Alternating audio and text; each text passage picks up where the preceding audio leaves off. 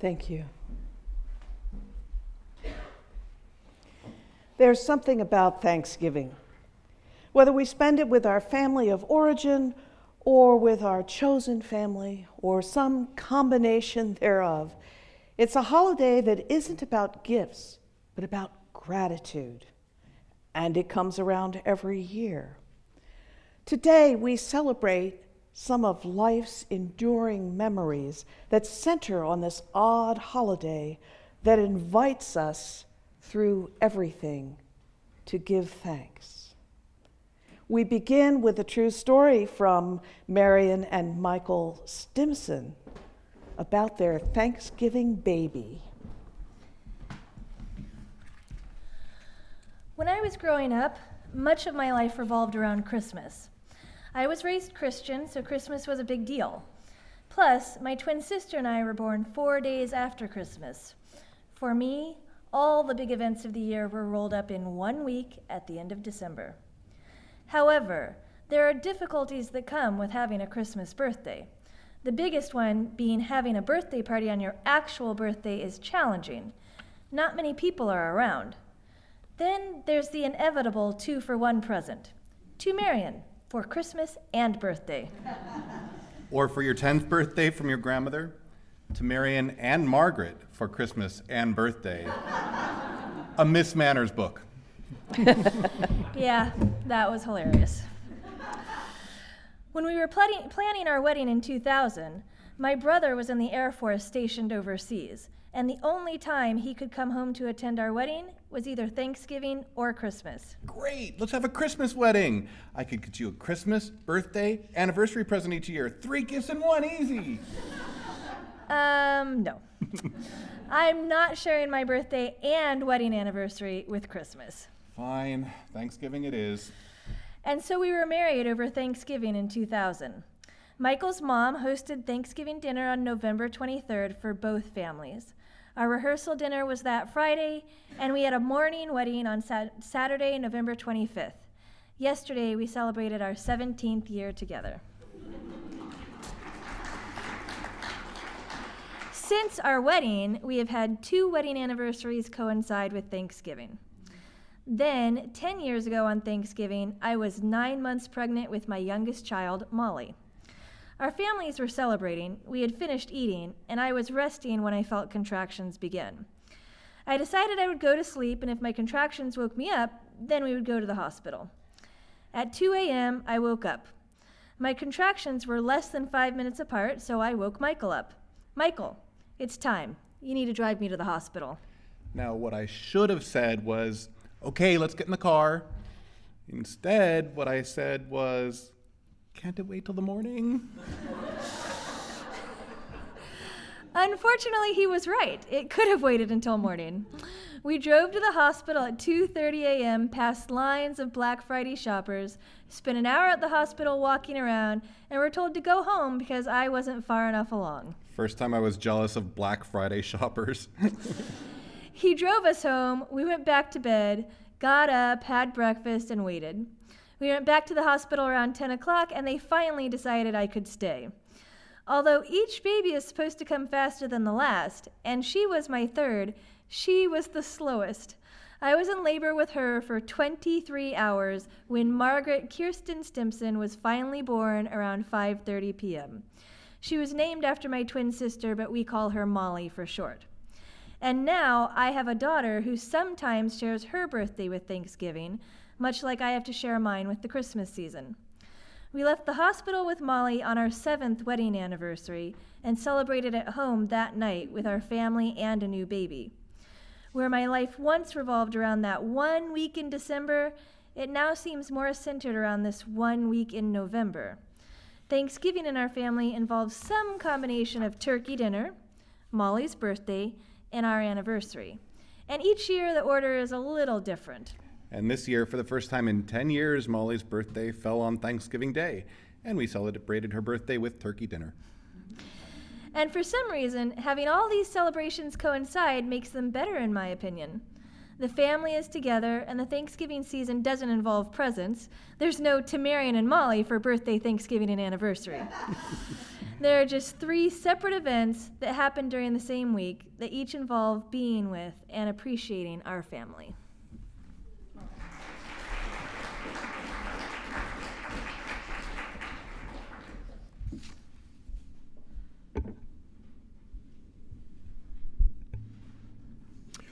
Our next story is entitled My Favorite Thanksgiving, from Laura Blue Waters of Addis Ababa, Ethiopia. It was my first year of teaching in Ethiopia. We gathered at Michael and Patty's house in Addis for Thanksgiving, as it was Thanksgiving in Canada. We were from all over the world, all 70 of us united here in Ethiopia. Many of us were teachers at the international school. Our students were from all over the world, and their parents were ambassadors, diplomats, relief workers, missionaries, doctors, anthropologists, researcher professionals, business owners. The weather that afternoon was sunny and 70 degrees, as usual. Some of the Ethiopian guards had stayed up all night roasting a sucking pig over an open fire. We brought our country's special dishes to share: steamed Chinese dumplings, English sausages, Lebanese tabbouleh, Ethiopian dorawat. I met a 60-year-old teacher from the U.S. who had adopted 2 elementary-aged street children after their mother died of AIDS one night, when the 3 of them were all sleeping in a makeshift shelter under this teacher's apartment balcony. I met a PhD high school teacher who tracks the disappearing African wolf, and another who knows everything about baboons. I felt thankful to be working in a developing nation with all of these amazing people.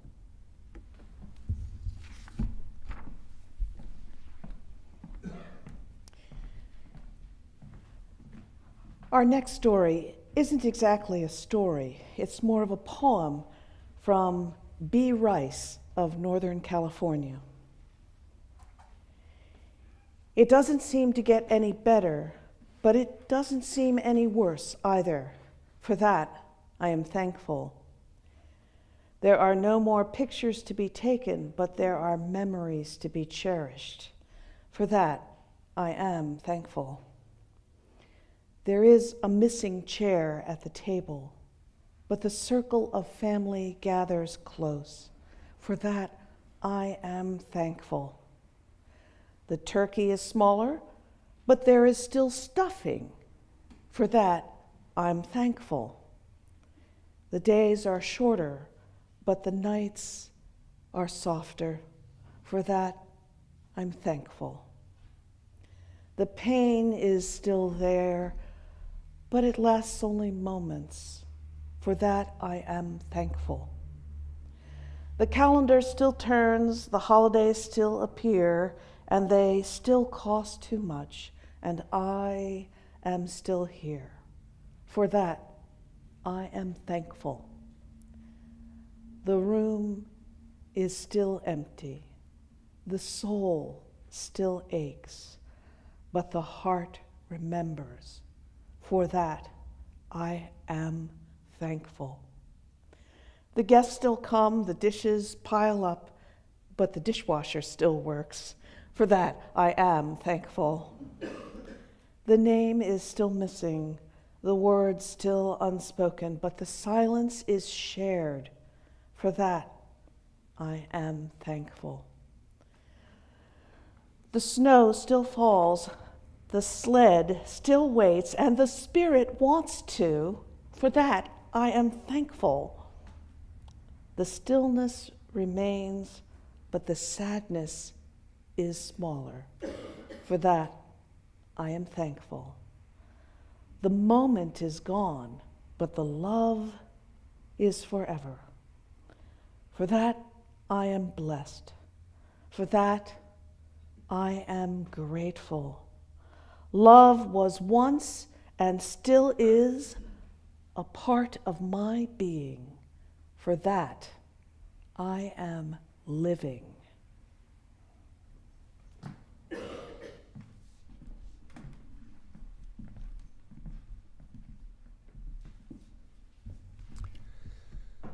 This next story is entitled The Gravy Separator. Comes to us from Nancy Vaughns of Alua, Hawaii.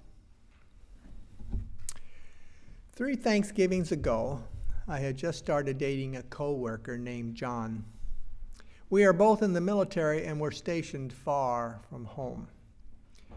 We were invited to another co-worker's house to celebrate Thanksgiving, and as his wife was preparing the pan drippings to make the gravy, I noticed this magical device she was using to collect the turkey juices.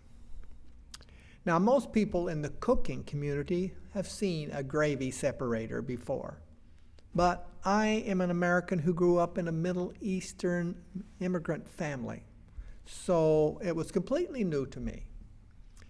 I must have gone on about it with her for 5 minutes.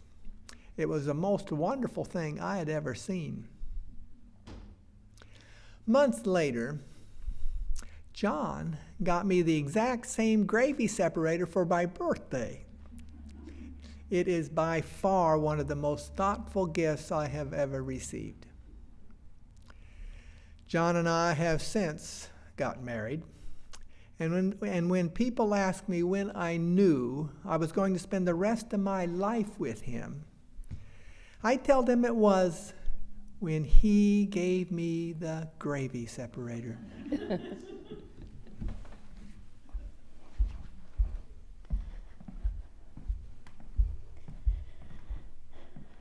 This last story is a true story from my own life.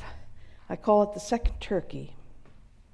It was my first Thanksgiving in the first house that I had ever owned, a quaint little place in a quiet residential neighborhood of Washington, D.C. I was expecting 20 family members who had never seen the house before. Many were bringing chairs and card tables, plus a few side dishes. My main culinary responsibility was, of course, the turkey. The logistics of shopping and planning for Thanksgiving dinner for that many people while holding down a full-time job were challenging. But I managed to get all the errands done the evening before Thanksgiving, and I came home with a very large turkey that would thaw in the refrigerator overnight. Except it didn't. When I came downstairs at 6 a.m. to prepare the obligatory stuffing, the turkey was still a chunk of ice. It was not even possible to dislodge the paper-wrapped giblets, which were frozen to the inside of the turkey. I tried pouring lukewarm water into the turkey, and the giblets loosened up a little. But it was clear that a gentle trickle of warm water would not thaw the entire bird before, well, close to midnight. There was obviously only one thing to do. I carried the turkey upstairs and put it in the bathtub. Yes, the bathtub. I filled the tub halfway up with warm water, making sure it wasn't too hot because it was not my plan to stew the turkey in the bathtub. I switched to the shower and drenched it that way for a while. I was in the middle of this dubious enterprise when the phone rang. It was my mother, watching the clock and wondering if the turkey was in the oven yet. I told her, no, it was not. Oh, she said, you're still stuffing it. No, I admitted. I'm not stuffing it, I'm giving it a bath. What? She must have thought her hearing was going. I'm trying to thaw it in the bathtub. It's still frozen, she said, and the word frozen had a note of hysteria behind it. Yes, I said as calmly as possible, but the bathtub approach seems to be working. The turkey is in the bathtub? Yes, I said, I should probably get back to it. I don't want to leave it in there by itself much longer. It might turn on the hot water and scald itself. We both started laughing, the kind of helpless laughter that only comes from being totally at a loss in a situation that is the height of absurdity. I told her it was going to be fine. The turkey was definitely thawing, and I'd be able to get it in the oven soon. And then I added, but it's okay to come a little late. After I hung up the phone, I spent another 20 minutes swishing bath water in and out of the turkey. Then I took it downstairs, stuffed it, and put it in the oven only an hour later than I had planned. So good. Several hours later, the family began to arrive.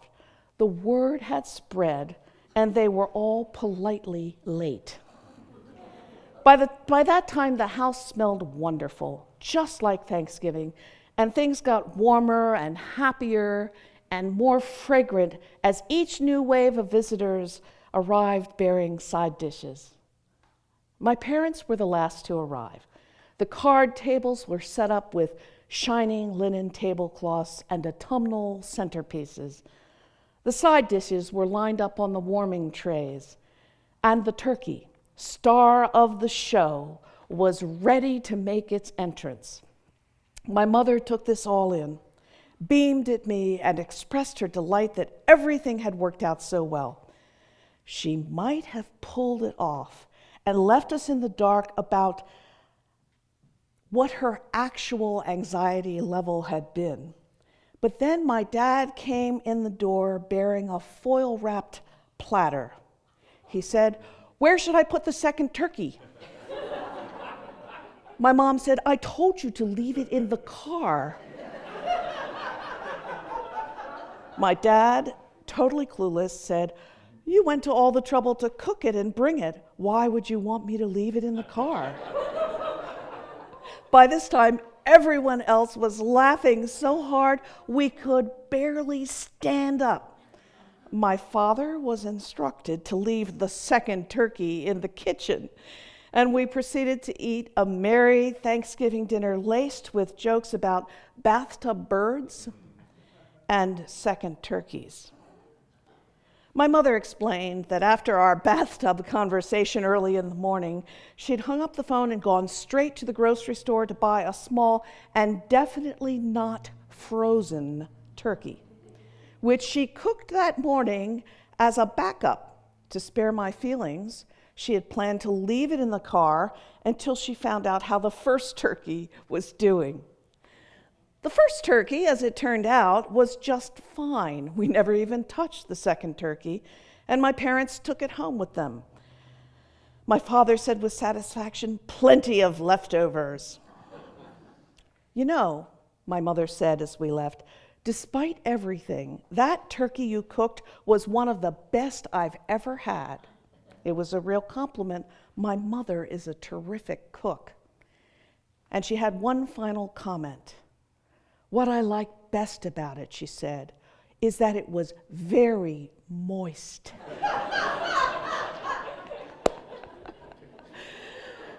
Such a wonderful memory. We still laugh at the story of the second turkey, and it's certainly an experience of love and abundance that I will never forget.